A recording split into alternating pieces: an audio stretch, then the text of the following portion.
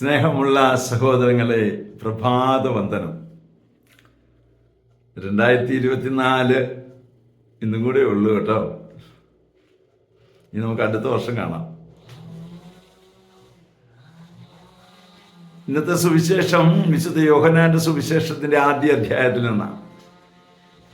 അവിടെ ഒരു വചനം ഇങ്ങനെ പറയുന്നുണ്ട്: അവൻ വെളിച്ചമായിരുന്നില്ല, എന്നാൽ വെളിച്ചത്തിന് സാക്ഷ്യം നൽകാൻ വന്നവനാണ്. സ്നാപകനെ കുറിച്ചാണ് ഇവിടെ പറയുക.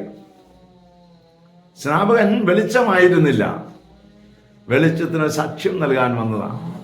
സ്നാപകന്റെ ദൗത്യം ലോകത്തിന്റെ പാപങ്ങൾ നീക്കുന്ന ദൈവത്തിന് കുഞ്ഞാട് ദേ നിൽക്കുന്നു എന്ന് കാണിച്ചു കൊടുക്കുകയായിരുന്നു എന്ന ഒരു ദൗത്യമായിരുന്നു. എന്നാൽ സ്നാപകൻ യേശുവിന്റെ മരണത്തിൽ വിശ്വസിക്കാത്ത ആളാണോ? അതൊന്നുമല്ല. അത്രയും ഉള്ളൂ, സ്നാപകന്റെ സമയം അത്രയും ഉണ്ടായിരുന്നുള്ളൂ. എന്നാൽ സ്നാപകന് ശേഷം നമ്മൾ ദൈവരാജ്യത്തിന്റെ മക്കൾ, സ്ത്രീകളിൽ ജനിച്ച ഏറ്റവും വലിയ പ്രവാചകനേക്കാൾ വലിയവനാണെന്ന് വിശുദ്ധ മത്തായിയുടെ സുവിശേഷം 11-ാമത്തെ അധ്യായത്തിൽ പറയുകയാണ്. വെളിച്ചമല്ലാതിരുന്നിട്ടും വെളിച്ചത്തിന് സാക്ഷ്യം കൊടുത്തിട്ട് വെളിച്ചമാക്കി മാറ്റിയിട്ടും നമ്മൾ എന്തേ സാക്ഷ്യം കൊടുക്കാത്തത്? ഇപ്പോൾ നമ്മുടെ മിനിസ്ട്രിയുടെ ആ ഒരു ഉത്തരവാദിത്വത്തെക്കുറിച്ച് മനസ്സിലാവുന്നുണ്ടോ? സ്നേഹമുള്ള സഹോദരങ്ങളെ, നമുക്ക് കുറച്ചുകൂടി തീക്ഷ്ണമായിട്ട് ആഗ്രഹിക്കാം. 2025 എൻ്റെ മുമ്പിൽ വരികയാണ്. ഈ 25-ലെങ്കിലും എനിക്ക് എന്ത് ചെയ്യാൻ പറ്റും?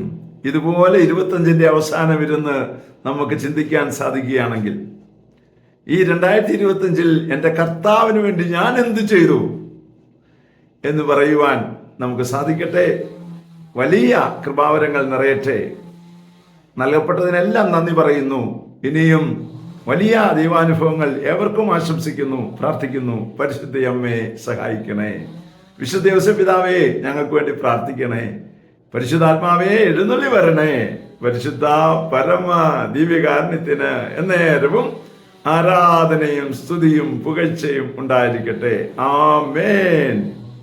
നമ്മുടെ കർത്താവായ യേശുക്രിസ്തുവിന്റെ കൃപയും പിതാവായ ദൈവത്തിന്റെ സ്നേഹവും പരിശുദ്ധാത്മാവിന്റെ സംസർഗവും സഹവാസവും സ്നേഹവും ശക്തിയും കൃപയും എല്ലാ അനുഗ്രഹങ്ങളും സമൃദ്ധമായി നിങ്ങൾ ഏവരോടും കൂടെ ഉണ്ടായിരിക്കട്ടെ, ഇപ്പോഴും എപ്പോഴും എന്നേക്കും.